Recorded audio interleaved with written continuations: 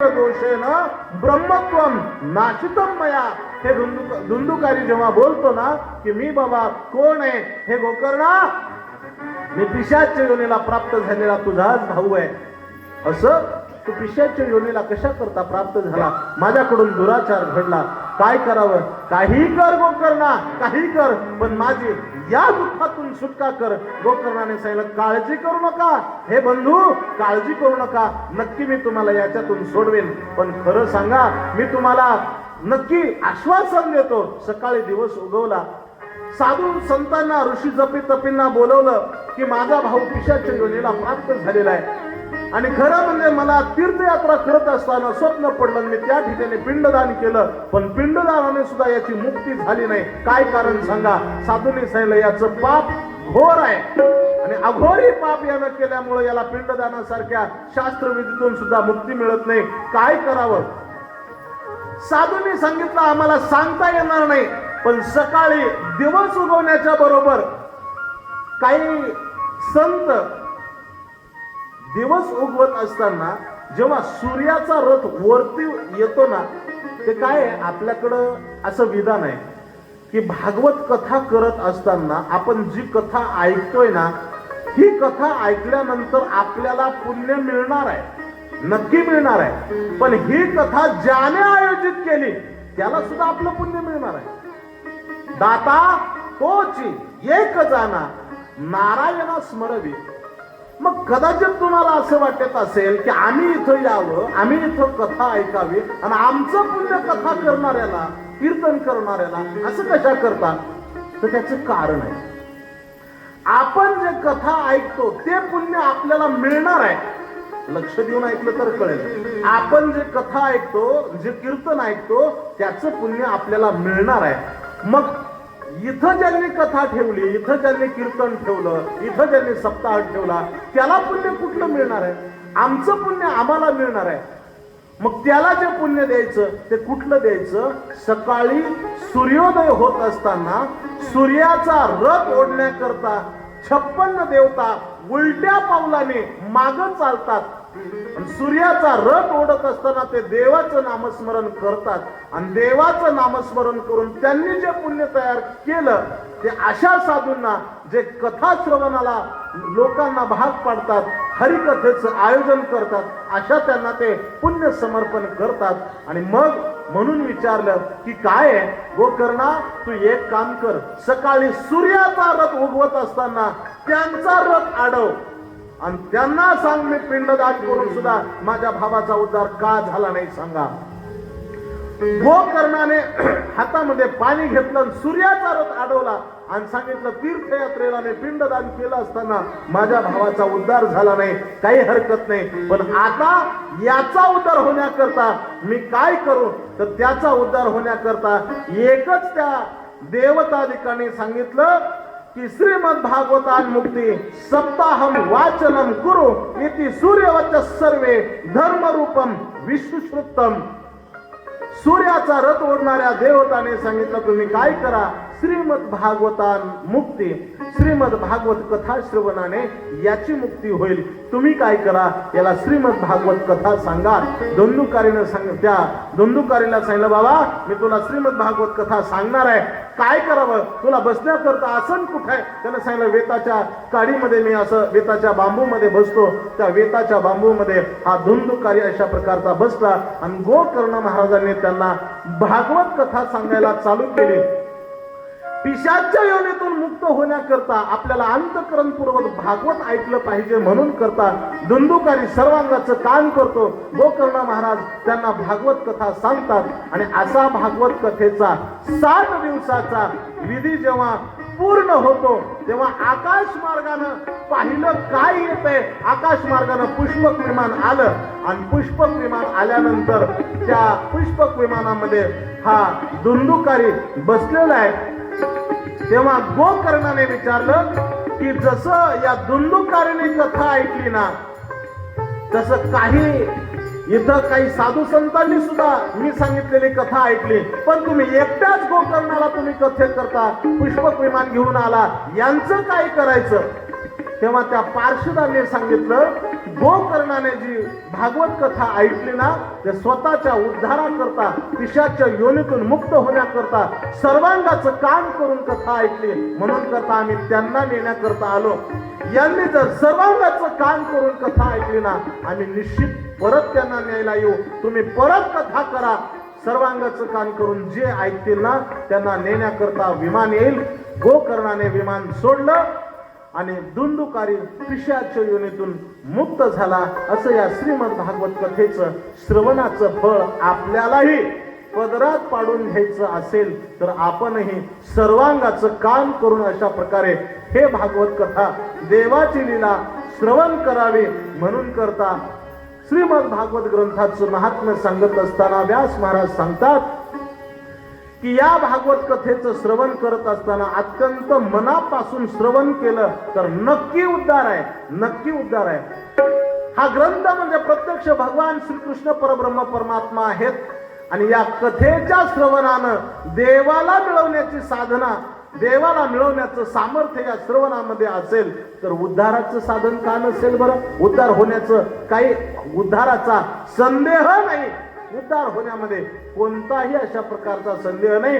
निश्चित आपला उद्धार होणार आहे. आपण अंतःकरणपूर्वक ही कथा श्रवण करायची.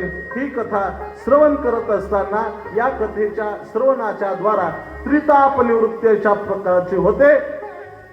याच भागवत ग्रंथामध्ये तव कथामृतम तप्त जीवनम, या त्रिविध तापाने तप्त झालेल्या जीवाला ही भागवत कथा शांती अशा प्रकारचं देते. आणि मग ही कथा करत असताना सर्वांनी एकदा देवाच्या भगवन नाम चिंतनामध्ये सहभागी व्हायचं आहे. देवाचं चिंतन केल्यानंतर आपलं अंतःकरण पवित्र आणि शुद्ध होतं.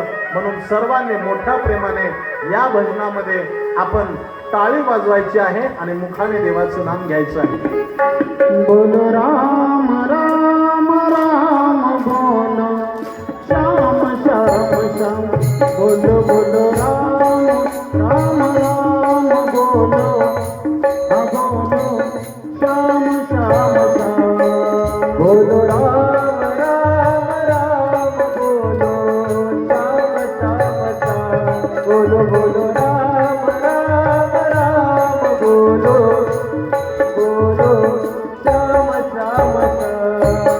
मनवा मनवा मनवा मनवा खेती करो हरि नाम, मनवा खेती करो हरि नाम, मनवा खेती करो हरि नाम, मनवा खेती करो हरि नाम की.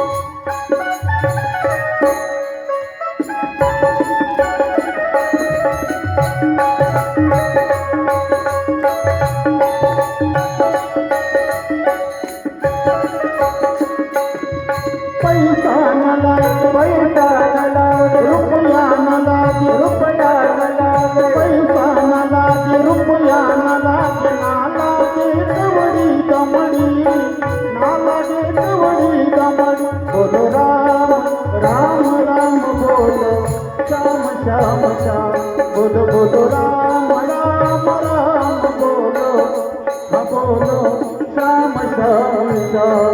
मनवा मनवा मनवा मनवा खेती करो हरि नाम, मनवा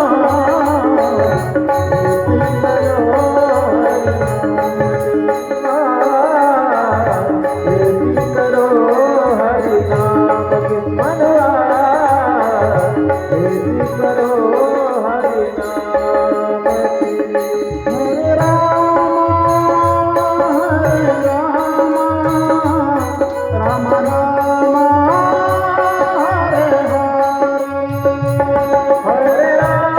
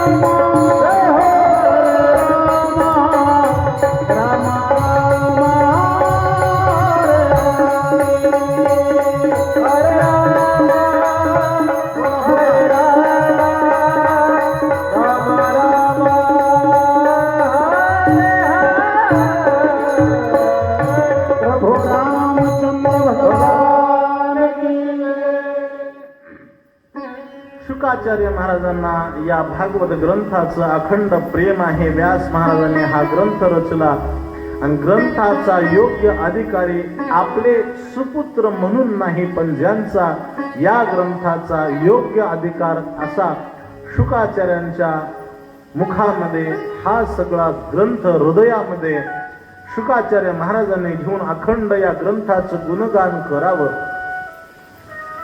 वेदव्यासाने हा ग्रंथ शुकाचार्यांना सांगितला, पण हाच ग्रंथ शुकाचार्यांना आता कोणाला तरी सांगण्याची इच्छा आहे.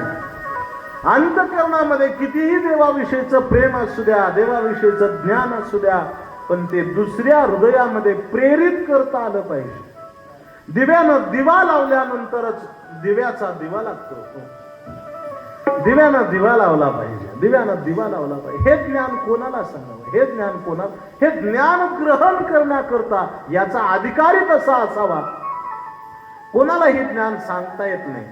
कालच्या दिवशी आपण पाहिलं, क्रोधी अविश्वासी त्याचे बोध कैसा, त्याला हे ज्ञान सांगता येत नाही. या ज्ञानाचा योग्य अधिकारी कोण आहे, कोण आहे याचा योग्य अधिकारी? तर पुढच्या काही दिवसामध्ये परीक्षिती राजाला आपल्याला हे सगळं ज्ञान द्यायचं आहे. शुकाचार्य विचार करतात, परीक्षितीला आपल्याला हे ज्ञान द्यायचंय खरं, पण आता हा परीक्षिती नेमका आहे कोण, कोणाचा कोण परीक्षिती, काय परीक्षितीचा अधिकार आहे? तर परीक्षितीच्या जीवनाचा पूर्वार्ध असा आहे, यापूर्वी इतिहासामध्ये कौरव पांडवांचं युद्ध झालं आणि त्या कौरवाच्या सेनेमध्ये द्रोणाचार्यांचा सुपुत्र, त्याचं नाव अश्वत्थामा. आणि खरं म्हणजे काय झालं, दुर्योधनाच्या मांडीवरती भीमदादाने गदेचा प्रहार केलेला आहे आणि दुर्योधन रक्ताच्या थारोळ्यात पडलेला आहे. आणि रक्ताच्या थारोळ्यात पडलेल्या दुर्योधनाला भेटण्याकरता अश्वत्थामा गेलेला आहे. आणि अश्वत्थामा विचारतो, दुर्योधना, अरे रक्ताच्या थारोळ्यात पडावं लागलं तुला? अरे अश्वत्थामा, तुला माहित नाही का बाबा, अरे सगळे गेले, कृपाचार्य गेले, द्रोणाचार्य गेले, पितामह भीष्माचार्य शरपंजरी आहेत, आणि मला रक्ताच्या थारोळ्यामध्ये आता बघितलं, याच्यामध्ये नवल काय? खरं सांगू दुर्योधना, जेव्हा हे युद्ध लागायचं होतं ना, तेव्हा युद्धाच्या अगोदर पहिला सरसेनापती तुम्ही कोणाला केलं? पितामह भीष्माचार्यांना केलं. माझी काही अडचण नव्हती. जेव्हा पितामह भीष्माचार्य शरपंजरी पडले ना, त्याच्यानंतर तुम्ही सेनापती पद कोणाला दिलं? माझ्या वडिलांना, द्रोणाचार्यांना दिलं. काही अडचण नव्हती. पण जेव्हा द्रोणाचार्यांचा अंत झाला ना, तेव्हा सेनापती पद तुम्ही मला द्यायला पाहिजे होतं. सेनापती पदाचा मी अधिकारी होतो, पण माझं सेनापती पद तू लाथाळस दुर्योधना. आणि माझं सेनापती पद लाथळून कोणाला दिलं? त्या सूतपुत्र कर्णाला दिलं. आणि त्याचाच परिणाम आहे, तू आज रक्ताच्या थारोळ्यात आहे. तू जर मला त्या काळात जर सेनापती पद दिलं असताना दुर्योधना, अरे विजयश्री तुझ्या पक्षात खेचून आणण्याची तयारी, सामर्थ्य माझ्याकडे होतं. आज तू रक्ताच्या थारोळ्यात पडला, त्याचं कारण एवढं आहे, तू मला सेनापती न करता कर्णाला सेनापती केलं. दुर्योधनाच्या लक्षात आलं, अरे हा थोडा वेड आहे, अश्वत्थामा थोडा वेडसर आहे, पण समर्थ आहे, याच्या बोलण्यामध्ये काहीतरी ताकद आहे. लक्षात आलं, काय करावं, काय करावं. तेव्हा अश्वत्थामा बोलतो दुर्योधनाला, ए दुर्योधना, अरे अजून सुद्धा वेळ गेलेली नाही, म्हणजे आता काय करायचं? आता सुद्धा तू मला सेनापती कर. आता मी तुझ्या वैर्याला, पांडवांना संपून टाकतो. दुर्योधन म्हणला, मांडीवरती गदेचा प्रहार आहे, रक्ताच्या थारोळ्यात पडलोय, अर्धा ते 1 तासाचं जीवन उरलंय माझं, मध्यरात्र झाली, आणि तू खुशाल म्हणतो सेनापती कर आणि पांडवांना मारून येतो. काय करावं? अश्वत्थामा म्हटला, दुर्योधना, मला सेनापती कर. दुर्योधन म्हणला, अरे अश्वत्थाम्या, सेनाच राहिली नाही आणि तुला सेनापती कर, कसं शक्य आहे? कसं शक्य आहे? अरे मला नवरा म्हणा, पण बायकोच नाही, नवरा कुणाचा म्हणा? सेनाच राहिली नाही, सेनापती तुला कुठला करा?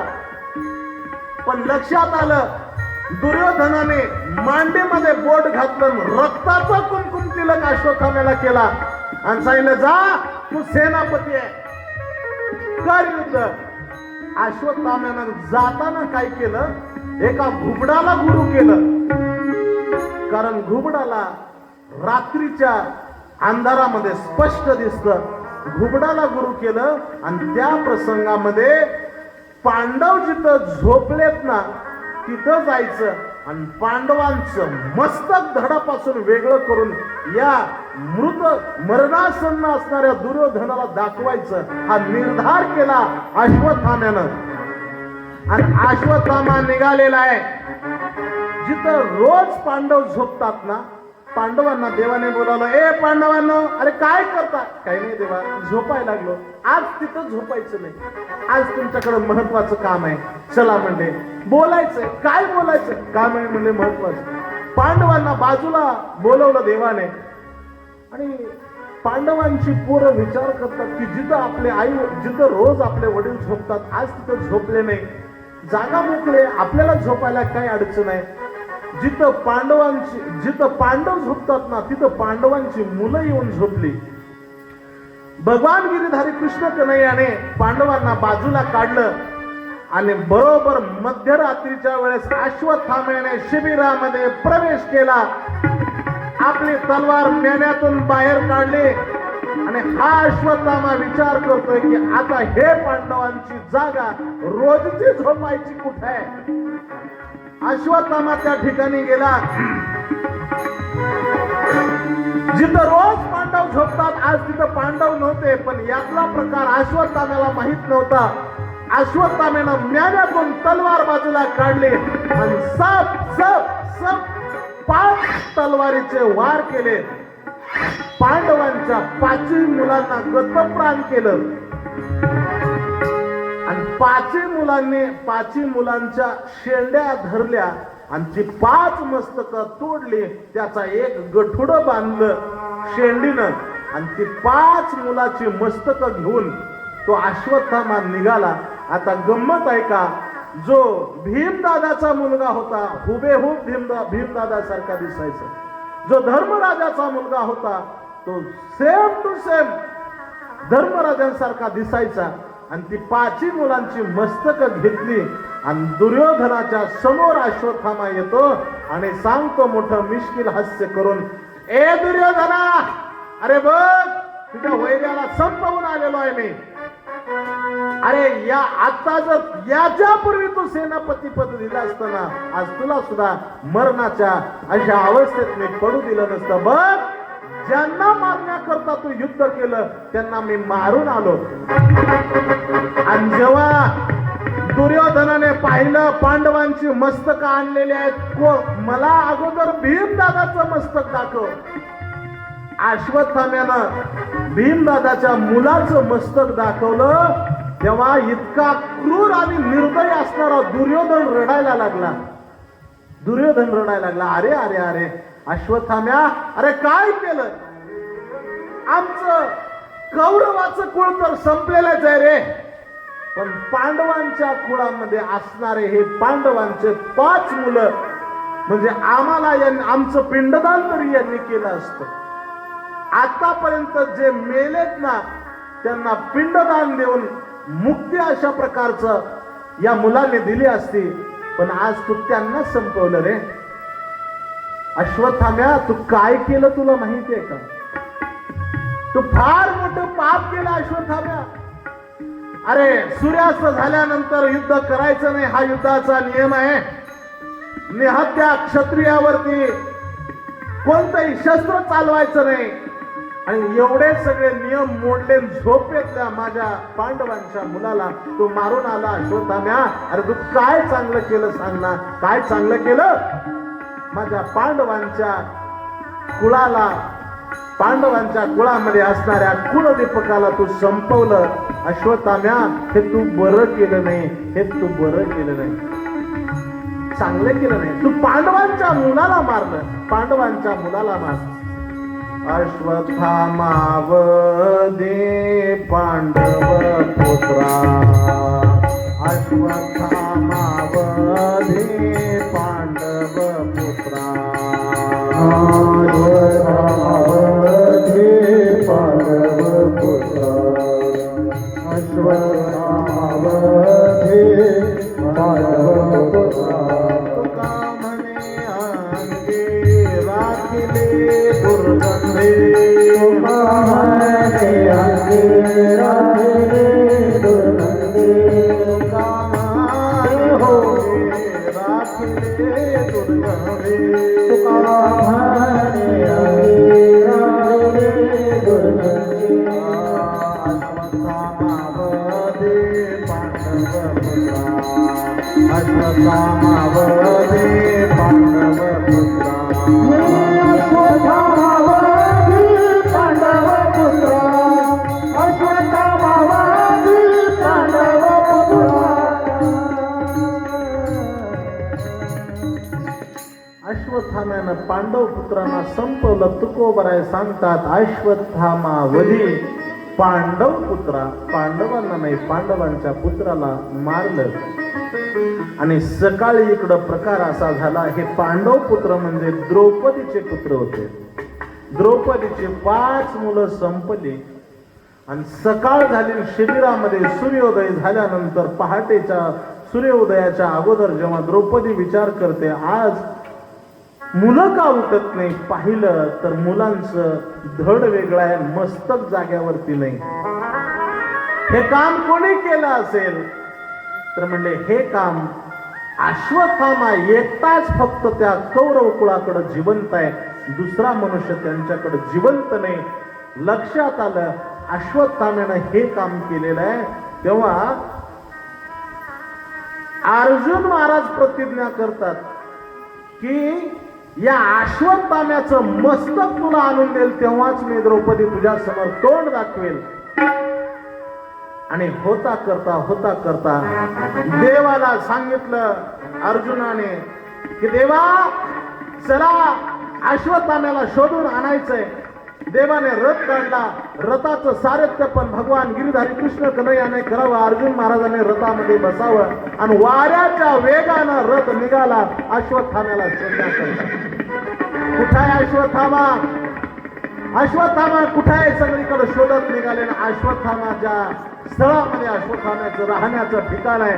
त्या ठिकाणामध्ये अर्जुन महाराज पोहोचले आणि अश्वत्थामा समोर पाहिला. आणि देवाने सांगितलं, ए अर्जुना, अरे हा बघ अश्वत्थामा, पकड त्याला. अश्वत्थामा समोर दिसतो पण अर्जुन महाराज हात लावत नाही. का हात लावत नाही तर हा माझा गुरुचा मुलगा आहे, हा माझा गुरुचा मुलगा आहे. गुरुबुद्धी जागी झाली आणि गुरुवत गुरुपुत्रस्य असं शास्त्रवचन सांगतं. जेवढा अधिकार गुरुचा आहे तेवढाच अधिकार गुरुच्या पुत्राचा आहे. काय आहे, गुरुनिष्ठ अंतःकरणामध्ये येण्याकरता सुद्धा भाग्य लागतं, भाग्य लागतं. काय आहे, गुरुची सेवा आणि गुरुपुत्राची सेवा याच्यामध्ये फक्त काही फरक नाही, फक्त 3 फरक आहेत. आपण जशी गुरुची सेवा करावी तशी गुरुच्या पुत्राची सेवा करावी. पण फरक एवढा आहे, आपण आपल्या गुरुचं चरण तीर्थ घ्यावं, पण गुरुपुत्राचं चरण तीर्थ घेण्याचा शास्त्राने आपल्याला अधिकार दिला नाही. गुरुचं चरण तीर्थ घ्यायचं पण गुरुपुत्राचं नाही. गुरूंच्या पुढं चालायचं नाही, गुरूंच्या मागे चालायचं. पण गुरुपुत्राच्या पुढं चाललं तरी शास्त्र अपराध मानत नाही. गुरुपुत्राच्या पुढं चाललं तरी चालतं. आणि गुरुचं उष्ट खाल्ल्यानंतर काय होतं, काल आपण श्लोक पाहिला, उच्चिष्टो भोजनो दासा तव मायांजयोमहि. गुरुचं उष्ट खाल्लं तर मायेवरती विजय मिळतो. पण शास्त्र सांगतं जसं तुम्ही गुरुचं उष्ट खाऊ शकता तसं गुरुपुत्राचं उष्ट खायचं नाही. आज अश्वत्थामा समोर आहे, ज्यानं 5 मुलं आपली मारली तो समोर आहे, पण दुर्बुद्धी जागी झाली. अर्जुन पकडत नाही. देव सांगतात, ए अर्जुना, अरे बघत काय बसलास, पकड अश्वत्थाम्याला. आणि अर्जुन महाराज देवाकडे बघतात, देवा याला पकडायचं, कसं पकडायचं, गुरुचा मुलगा आहे. नाही अर्जुना पकड, नाही पकड, पकड अर्जुना. नाही पकडणार देवा, दोघाचं मी तू झालं. अरे अर्जुना, मी सांगतो म्हणून पकड. तेव्हा अर्जुनाचे उद्गार आहेत, देवा तुम्ही सांगितलं तरी मी पकडत नाही. का पकडत नाही? अर्जुना पकड त्याला आणि त्याचा शिरच्छेद कर. अर्जुन पकडायलाच तयार नाही, शिरच्छेद कधी करणार? याचं कारण आहे, अर्जुनाला उस्कवतात देव, पण अर्जुन उस्कवला जात नाही. त्याचं कारण आहे, देवाला असं दाखवून द्यायचंय, जर अयोग्य कर्मामध्ये मी स्वतः या अर्जुनाला प्रवेश करण्याकरता भाग पाडतो, तरी माझा अर्जुन अयोग्य कर्मामध्ये प्रवेश होत नाही. माझा अर्जुन श्रेष्ठ आहे, माझा अर्जुन श्रेष्ठ आहे. मी सांगून सुद्धा अयोग्य कर्म हा अर्जुन करत नाही. काय अर्जुनाचा अधिकार असेल? अरे अर्जुना, तू द्रौपदीला वचन देऊन आलाय म्हणून तरी त्याला पकड, नको शिक्षा करू. काय शिक्षा करायची द्रौपदी करेल. पकडला अर्जुनाला, रथामध्ये घातला आणि शिबिरामध्ये आणला अश्वत्थाम्याला, द्रौपदीच्या समोर टाकला. असे 5 पांडव बसलेले आहेत. द्रौपदी अशी एका बाजूला बसलेली आहे, भीमदादा एका बाजूला बसलेले आहेत. भगवान गिरिधारी कृष्ण कन्हैया आसनावरती बसलेला अश्वत्थाम्याला समोर आणलं आणि अश्वत्थाम्याचे केस हातामध्ये धरले. तलवार अर्जुनाने काढली आणि देव सांगतात, ए अर्जुना, अरे संपव अश्वत्थाम्याला. अर्जुन तलवार उगारतो, द्रौपदीकडे पाहतो, द्रौपदी काय करू सांग. द्रौपदी सांगते, नाही हो, नका मारू, आपल्या गुरुचा पुत्र आहे. भीमदादा सांगतात, अरे काय गुरुचा पुत्र म्हणून सांगता, मध्यरात्री आपल्या 5 मुलाला संपवणारा तुम्ही गुरुचा पुत्र म्हणून सोडून देता. बरं दिसतं तुम्हाला, मस्तक उडव अर्जुना. भीमदादाचा शब्द आहे, अर्जुनाचा हात थरथर कापतो. अर्जुन काही करत नाही. खरं सांग देवा, खरं सांगा देवा, मारू का नको? द्रौपदीकडे पाहिलं, नका मारू. भीमदादाकडे सांगितलं, मारून टाका. द्रौपदी म्हणते, नका मारू. पाहिलं भीम, मारून टाका. काय करू देवा सांगा, मारू का मारू नको? देवाने सांगितलं, जो खरा मनुष्य कीर्तिवान जगलेला असतो ना, त्या मनुष्याला त्याची कीर्ती ही सर्वश्रेष्ठ असते. त्या माणसाची कीर्ती संपवली तर त्याला मरणप्राय यातना होतात. म्हणून तू काय कर, याची कीर्ती संपव. मग कीर्ती संपवायचं तर काय करायचं? याला 5 बटा काढा. अर्जुनाने तलवार घेतली, त्या अश्वत्थाम्याला 5 बटा तयार केल्या आणि अर्जुनाचा अपमान केला, त्या अश्वत्थाम्याचा अपमान केला. अश्वत्थाम्याचा अपमान गीता सांगते, भगवान कृष्ण कन्हैया सांगतात अर्जुनाला, अकीर्तींचापि भूतानि कथयिष्यन्ति ते व्ययम् संभावितस्य चा कीर्तीर मरणागतिरिच्यते. जो खरा कीर्तिवान मनुष्य असेल ना, त्याला अपकीर्ती सहन होत नाही. ज्ञानोबरांची ओवी आहे बघा, जाणते न तवची जी यावे वा, जव अपकीर्ती अंगा न पवे. जाणत्या माणसाने तोपर्यंत जगावं जोपर्यंत त्याला अपकीर्ती होत नाही. आणि लक्षात आलं आता अपकीर्ती झाली, अश्वत्थाम्याला तोंड दाखवायला जागा नाही. आणि मग झाला प्रकार काय, अश्वत्थाम्याचा अशा प्रकारचा 5 बटा काढल्यानंतर द्रौपदीने सांगितलं, हा आता मी माझ्या 5 मुलांची उत्तर क्रिया करायला तयार आहे. देव साक्षीला, 5 पांडव साक्षीला, द्रौपदी मातेनं अशा प्रकारचं आज्ञा केल्यानंतर अर्जुन महाराजांनी सरण रचलं आणि 5 पांडवांनी आपल्या मुलांना अग्निडाग दिला. आणि अश्वत्थाम्याचा जेव्हा अपमान झाला तेव्हा अश्वत्थाम्याला वाटलं, माझा अपमान करतात काय? अरे मला काय म्हणतात तुम्हाला माहित आहे का? माझ्याकडे ब्रह्मास्त्र आहे. 5 पांडवांकरता 5 ब्रह्मास्त्र. आणि अभिमन्यूची पत्नी उत्तरा, आणि उत्तरेच्या गर्भामध्ये एक गर्भ वाढतोय आणि त्या गर्भावरती 1 अस्त्र आणि 5 पांडवांवरती 5 अस्त्र, अशी 5 अधिक 1 6 अस्त्र अश्वत्थाम्यानं सोडले. 5 ब्रह्मास्त्र जेव्हा पांडवांकडे यायला लागली तेव्हा भगवान कृष्ण कन्हैया समोर झालेल्या अर्जुनाला सांगितलं, हे अर्जुना, हे बघ समोर काय येतं, म्हणजे ब्रह्मास्त्र येतं. कसं आकर त्याला. अर्जुनाने धनुष्याला प्रत्यंच्या जोडली आणि ब्रह्मास्त्र सोडलं आणि ब्रह्मास्त्राने ब्रह्मास्त्र संपवलं. 5 ब्रह्मास्त्र संपवली. 5च्या 5 जेव्हा ब्रह्मास्त्र संपवली, मुलांची उत्तर क्रिया केली आणि देव आणि 5 पांडव आपल्या शिबिरामध्ये प्रवेश करतात. तोपर्यंत उत्तरा धावत येते, देवा देवा कृष्णा, ए कन्हैया, अरे वाचव बाबा. अगं काय झालं उत्तरा? अगं अरे कृष्णा, माझ्या गर्भामध्ये दाह व्हायला लागलाय, माझं शरीर पेटतं की काय असं मला वाटायला लागले. माझ्या शरीरामध्ये काहीतरी बदल झालेला आहे, काहीतरी बदल झालेला आहे. देवाच्या लक्षात आलं, अश्वत्थाम्याने उत्तरेच्या गर्भामध्ये हा ब्रह्मास्त्र सोडलेला आहे. शरीराला अग्नी लागावा असा अग्नी देह तापलाय. कृष्णा, अरे मला याच्यातून सोडव. जळे माझी काया लागला जळे माझी काया लागला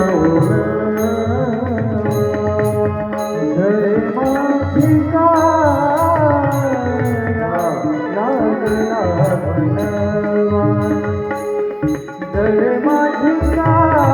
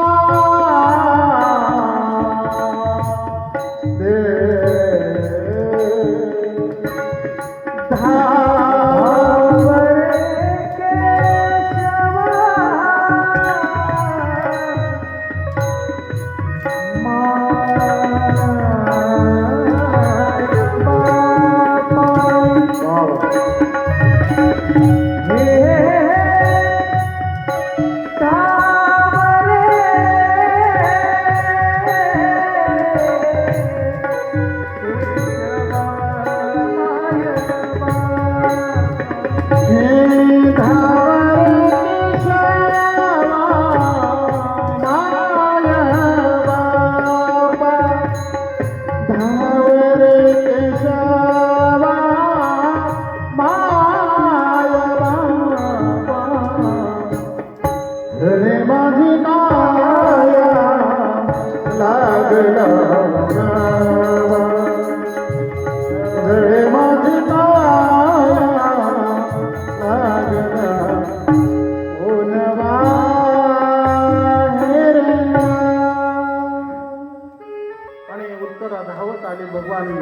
गिरीधारी कृष्ण कन्हैया समोर झाले आणि देवाने सांगितलं उत्तरे काय होतंय? म्हणले माझ्या देहामध्ये आग लागली, काय करावं समजेना, दाह होतोय शरीराचा. कुठं दाह होतो? म्हणजे उदराला हात लावला आणि लक्षात आलं, देवाच्या लक्षात आलं, अश्वत्थाम्याने ब्रह्मास्त्र सोडलं. देव समोर येतात आणि अखिलकोट जगाचा जगन्नियंता भगवान कृष्ण कन्हैया उत्तरेच्या समोर हात जोडतात. उत्तरे, मला तुझं मातृत्व दे, मला तुझं मातृत्व दे. देवाने उत्तरेच्या गर्भामध्ये प्रवेश केला आणि हातामध्ये गदा घेतली आणि त्या गर्भाच्या भोवती गदा फिरवली आणि गर्भाच्या भोवती गदा फिरवल्यानंतर आतमध्ये असणाऱ्या त्या गर्भाने आपलं रक्षण करण्याकरता कुणीतरी आलेलं आहे, आपलं रक्षण करण्याकरता कुणीतरी आलेलं आहे असं त्याच्या लक्षामध्ये आलं. डोळे भरून त्याला पाहिलं, कोण आहे? हातामध्ये गळ्यात केसामध्ये मुकुट आहे आणि त्याला सुंदर अशा प्रकारचा मोरपीस आहे, सुंदर सोज्वल अशा प्रकारच्या रंग मनमोहक कांतीचा भगवान कृष्ण कन्हैया आणि हातामध्ये गदा फिरवतो. हे जेव्हा त्या गर्भामध्ये असणाऱ्या त्या लहान बाळाने पाहिलं, मनोमन दर्शन घेतलं आणि भगवान परब्रह्म परमात्मा त्या उत्तरेच्या गर्भातून बाहेर आले आणि त्या गर्भाचं रक्षण केलं. आणि गर्भाचं रक्षण करून देव बाहेर आल्यानंतर काही काळ उलटला आणि उत्तरेच्या गर्भातून एक अपत्य जन्माला आलं आणि जन्माला आल्यापासून ते लहान असणारं अपत्य रडायला लागलं. जो कोणी माझं रक्षण करण्याकरता गर्भामध्ये प्रवेश करत माझं रक्षण करत होता तो कुठं दिसत नाही, म्हणून करता तो बाळ निरखून पाहायला लागला, कोण आहे ज्यानं माझं रक्षण केलं. पण कोणी दिसेना. देवाला समोर बोलवलं, देवा हा बाळ शांत राहत नाही, गप्प बसत नाही, सारखा रडतो, काय करावं कळत नाही. देव समोर आले आणि देव समोर आल्यानंतर ते बाळ रडायचं थांबलं. बाळ रडायचं थांबलं त्याचं कारण असं आहे की याच महात्म्याने माझं रक्षण केलंय. गर्भामध्ये ज्यानं रक्षण केलंय बाहेर आल्यानंतर सुद्धा तोच माझं रक्षण करणार आहे. अंतःकरण निश्चिंत झालं म्हणून करता ते बाळ रडायचं थांबलं. विचारलं की काय हो देवा, या बाळाचं नाव काय ठेवायचं? या बाळाचं नाव ठेवायचं म्हणलं विष्णुरात. विष्णुरात नाव का ठेवायचं? रात म्हणजे रक्षण करणे. विष्णूने ज्याचं रक्षण केलं म्हणून करता याचं नाव विष्णुरात ठेवायचं. आणि आणखी सांगा ना देवा, याचं नाव काय ठेवायचं? यानं काय केलंय? गर्भामध्ये मी याचं रक्षण केलं आणि बाहेर आल्यानंतर ज्या कोणी माझं रक्षण केलं याचं याने परीक्षण केलं म्हणून याचं नाव ठेवायचं परीक्षिती. हा परीक्षण करणार आहे म्हणून याचं नाव ठेवायचं परीक्षिती. बोलिए परीक्षित महाराज की जय. म्हणून करता त्याचं नाव परीक्षिती असं ठेवलं. भगवान होता करता देवाने असं लक्षात आलं, हा परीक्षिती लहानाचा मोठा व्हायला लागला.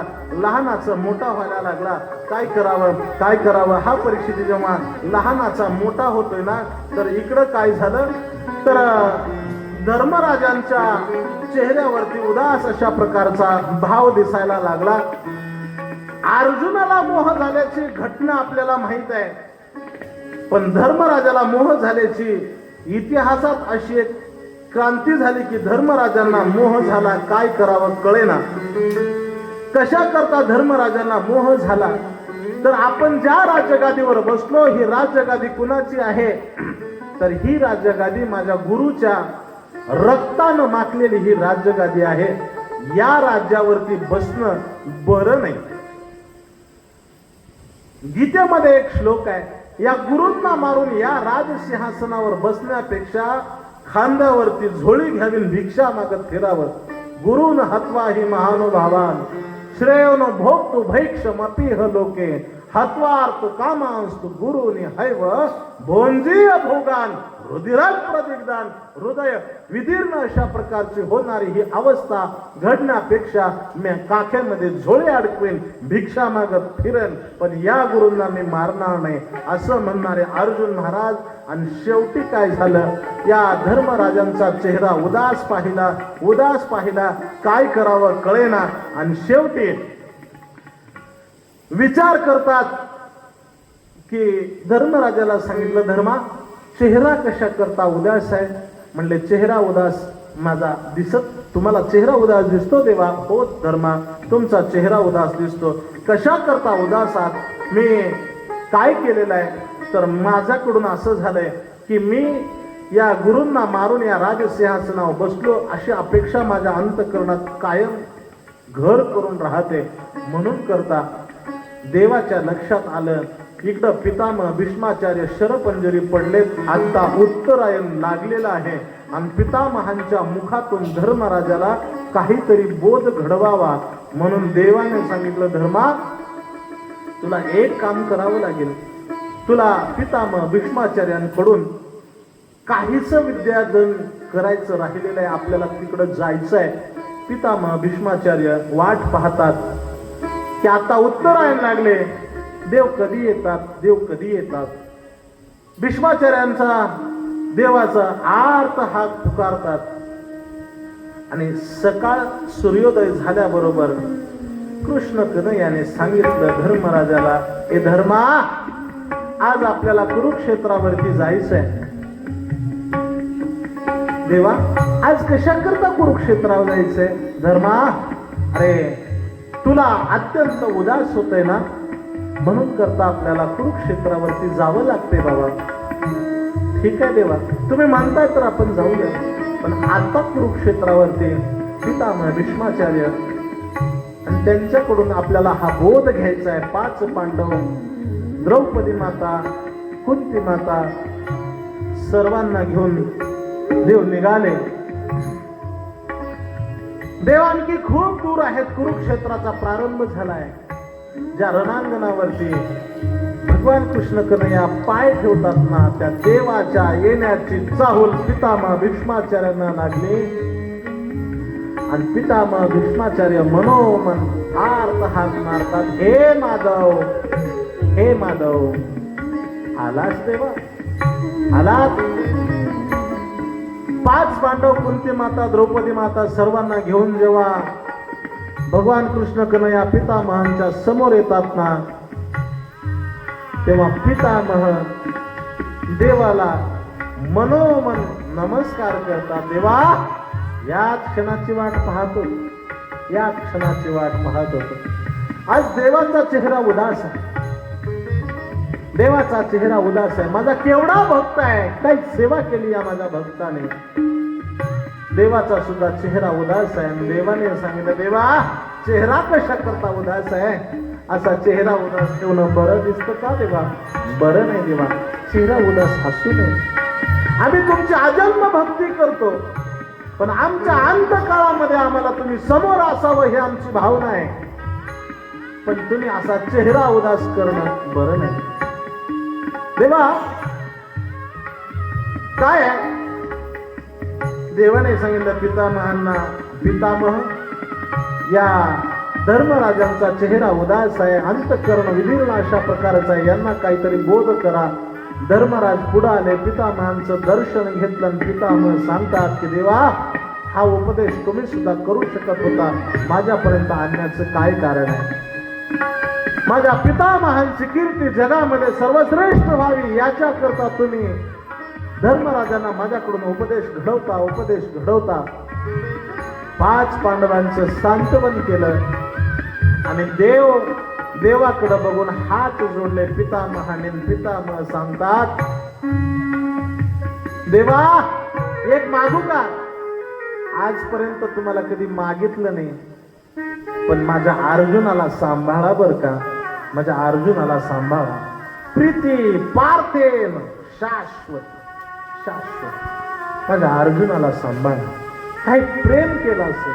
अरे ज्या अर्जुनाने पितामह भीष्माचार्यांना सुयासारखे बाण मारले, केसा एवढी सुद्धा जागा शरीरावरती शिल्लक ठेवली नाही, ज्या अर्जुनानं पितामह भीष्माचार्यांना या शरपंजरी अशा प्रकारचं पाडलेलं आहे ना, त्या माझ्या अर्जुनावरती प्रेम करा, त्या माझ्या अर्जुनावरती प्रेम करा. काय अंतःकरण असेल हो, काय अंतःकरण असेल, काय वाटलं असेल अर्जुनाला सांगा ना. खरं म्हणजे जेव्हा युद्ध प्रसंग चालू होता ना, देवाने सांगितलं म्हणून पितामहांच्या वरती बाण मारले अर्जुनाने, आणि जेव्हा पितामह शरपंजरी पडले ना, अर्जुनाने बाण खाली टाकला आणि अर्जुन कृष्ण कन्हैयावरती चाल करून गेला की हे काळ्या, अरे तुझ्यामुळे माझे पितामह शरपंजरी पडले. काही प्रेम असेल, काही प्रेम असेल. अर्जुनाने देवाला बोलावं. मला वाटतं एकनाथी भागवतामध्ये ओवी आहे. अर्जुन महाराज देवाला बोलतात, अरे लागसीना ये घोरी करणी सुता, या घोर अशा कर्मामध्ये आम्हाला घालायला तुला लाज वाटत नाही का? अर्जुनावरती प्रेम केलं असेल देवाने, स्वतःच नाव देऊन टाकलं अर्जुनाला. गुडाकेश, हे धनुर्धरा, हे अर्जुना, हे धनंजय, पितामह सांगतात, देवा माझ्या अर्जुनावरती प्रेम करा. हृदय भरून आलं.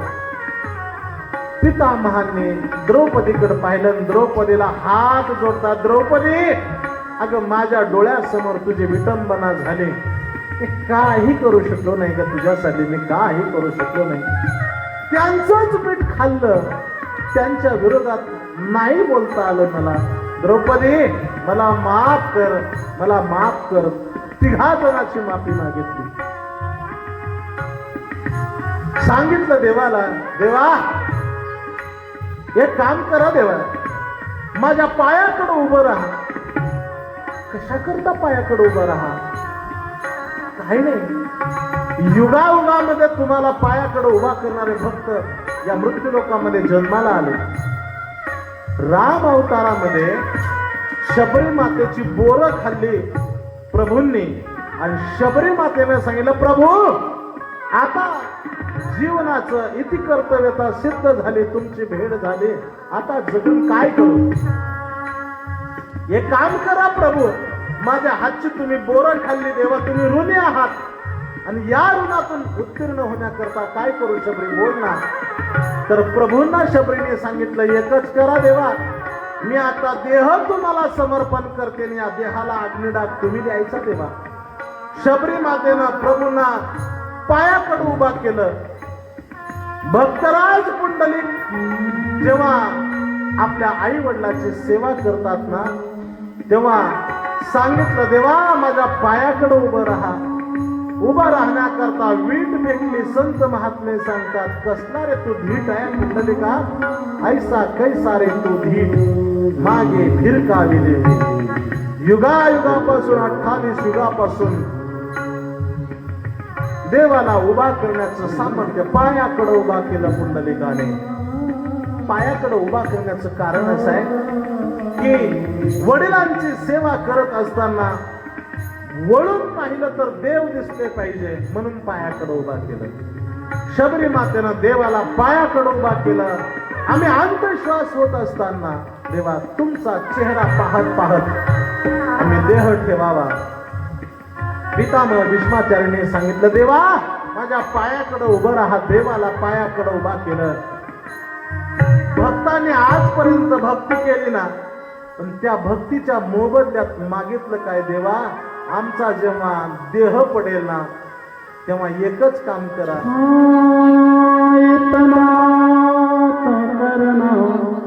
स्वामी जब प्राण तुमसे गोविंद नाम लेके,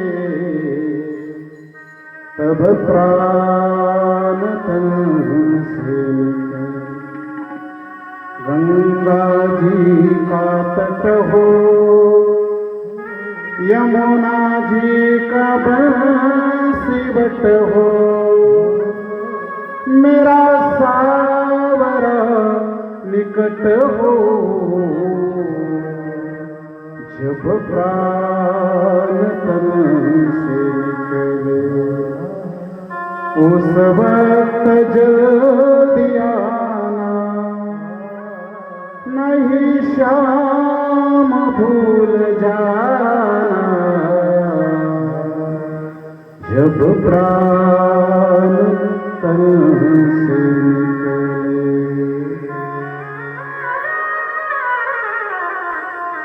पितामह भीष्माचार्य अंतश्वास होतात ना, कृष्णम एव भगवती मनोवाग वृत्तिर्भिः आत्मन्यात् मनोविश्य स्वंत श्वास उपारण.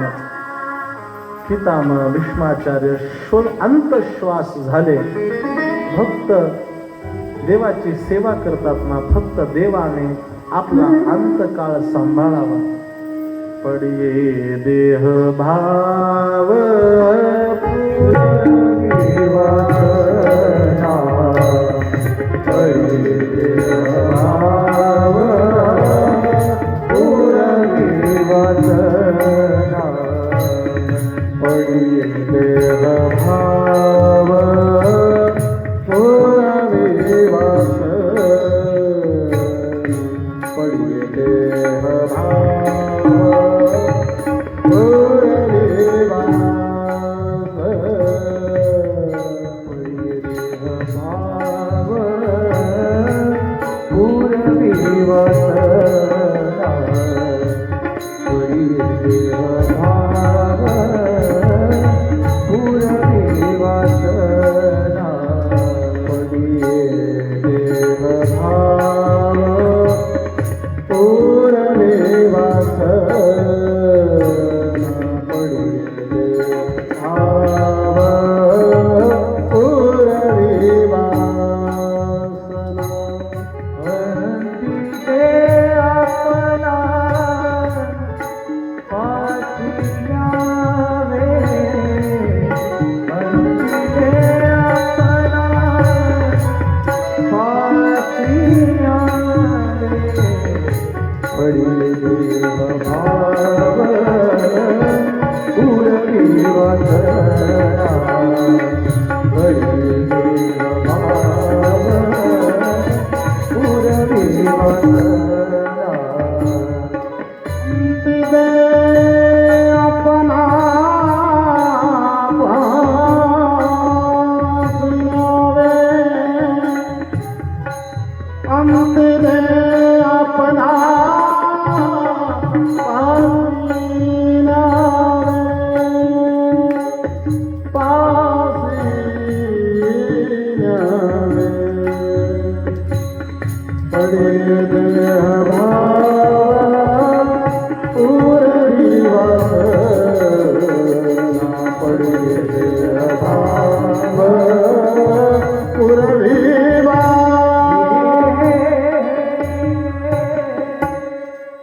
भीष्माचार्य अंतश्वास झाल्यानंतर देवाच्या भावनेचा बांध फुटला आणि देव ओक्साबोक्षी रडायला लागले.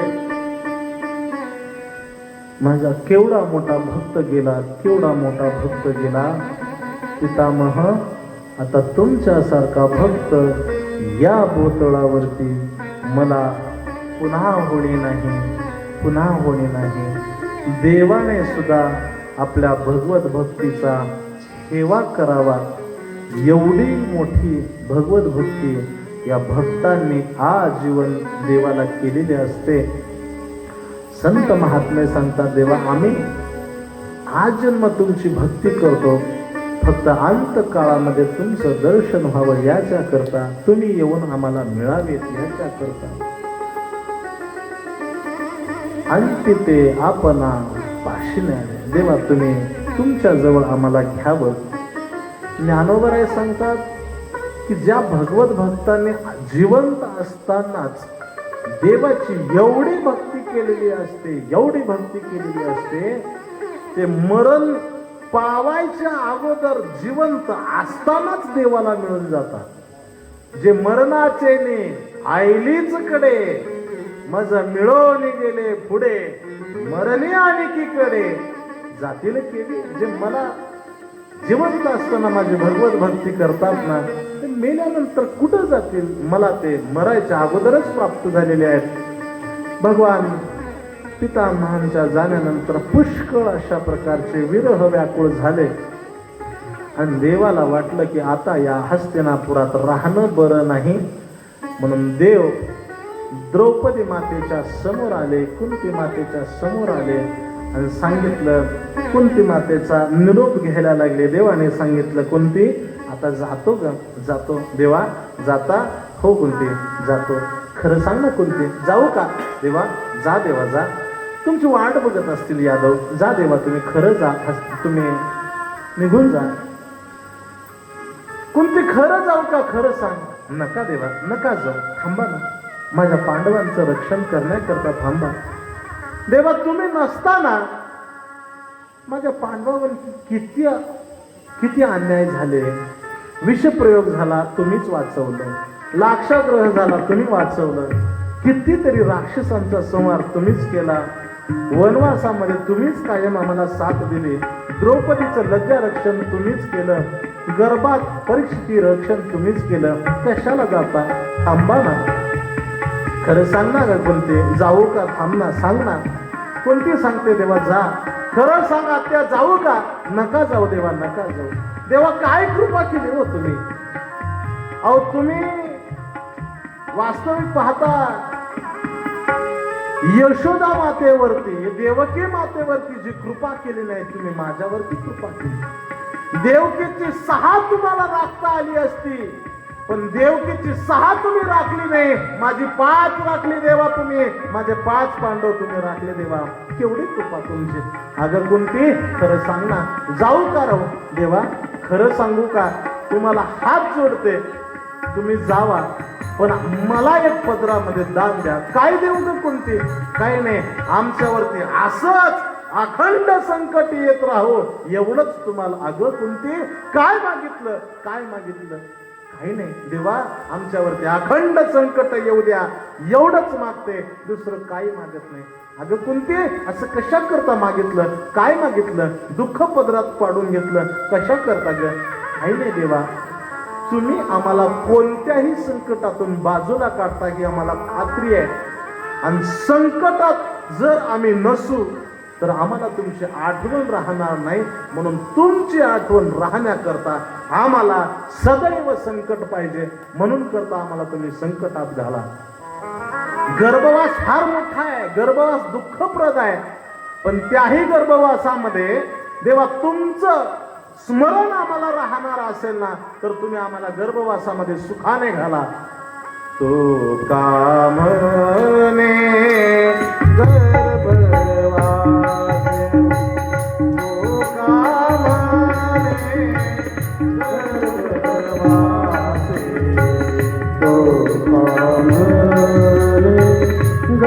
गर्भवास, तो कामने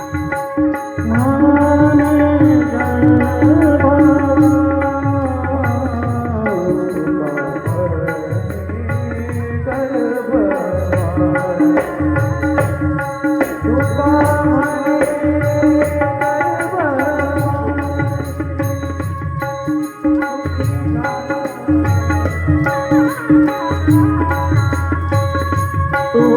माने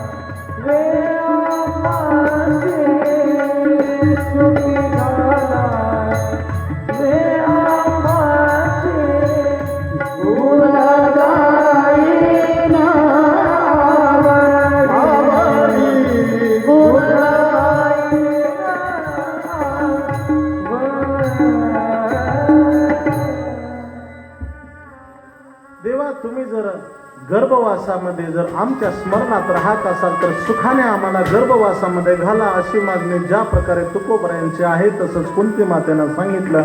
अखंड आम्हाला दुःखामध्ये ठेवा.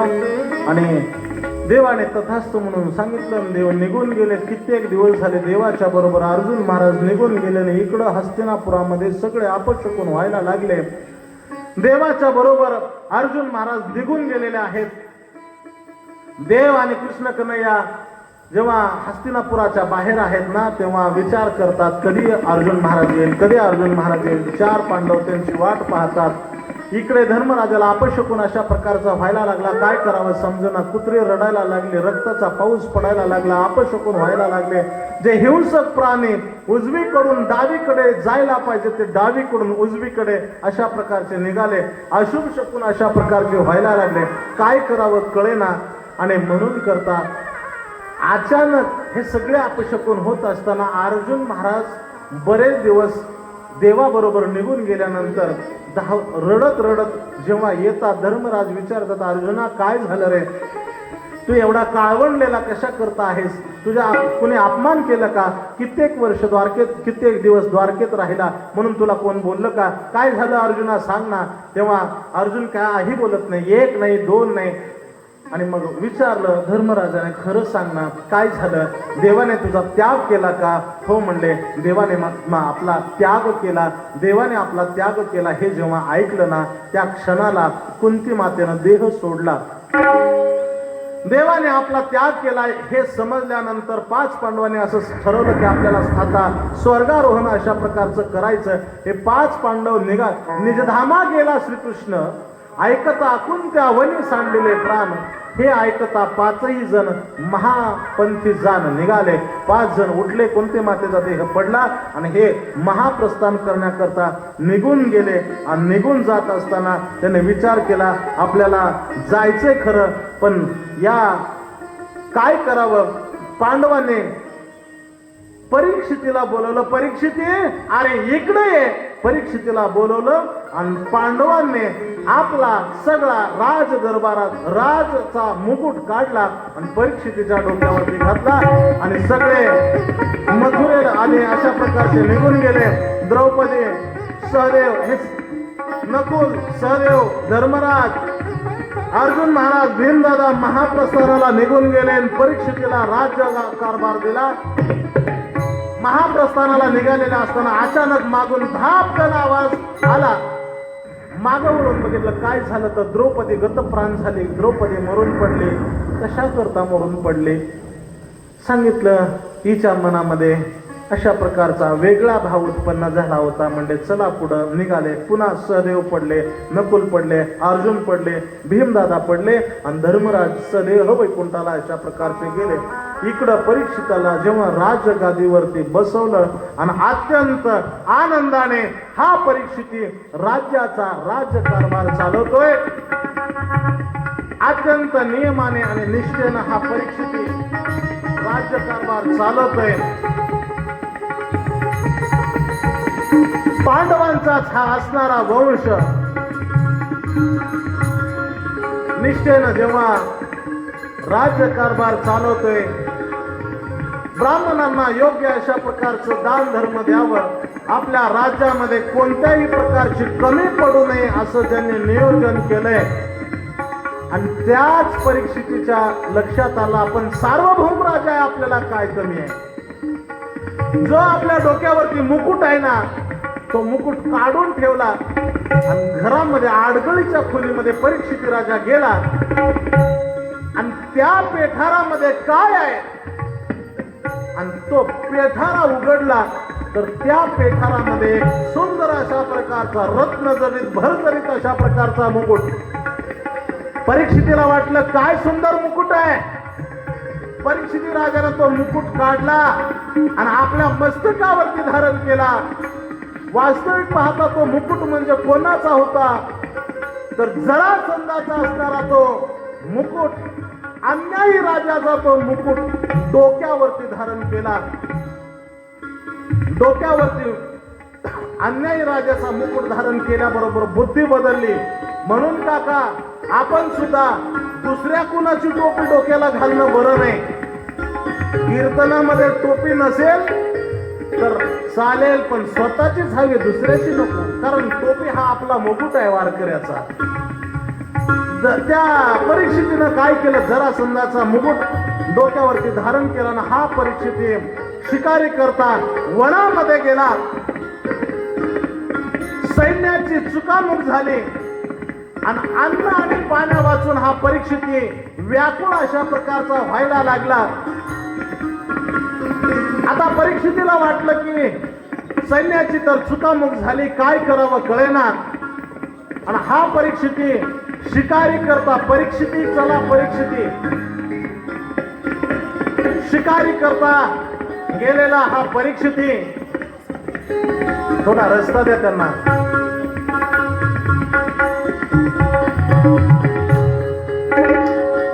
शिकार करण्याकरता गेलेला हा परीक्षिती सैन्याची चुकामुक झाली, सैन्याची चुकामुक झाली. सुधाकांत असणारा हा परीक्षिती विचार करतो की काय करावं, काय करावं. सैन्याची तर चुकामुक झाली, सैन्याची तर चुकामुक झाली. आता आपल्याला भूक लागलेली आहे, तहान लागलेली आहे, शिकार सापडत नाही. करतो परीक्षा.